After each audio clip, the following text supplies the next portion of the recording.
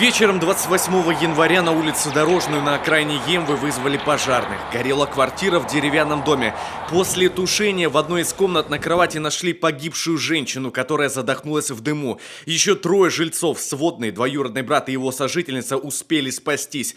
Поскольку родственники злоупотребляли спиртным, логично напрашивалась версия о неосторожном обращении с огнем или незатушенном окурке. Но найденные улики говорили о поджоге. Имели следы того, что горело много и везде.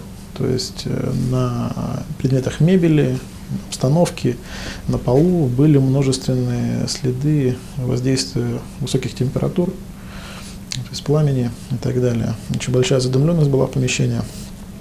Причем очаги возгорания находились выше уровня пола. То есть, например, на шкафу платяном было заметно, что горение началось буквально с середины шкафа, то есть с дверей.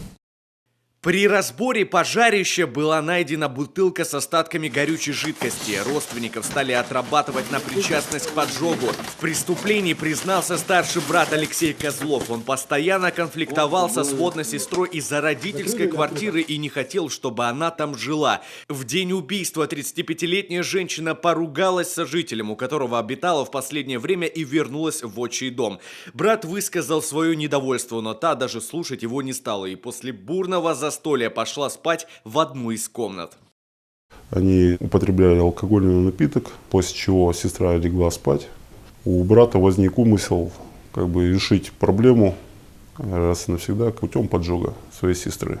Сестра, получается, лежала в данной комнате на кровати. Он зашел, убедился, что она спит, облил всю комнату легковоспламеняющей жидкостью, в том числе на сестру.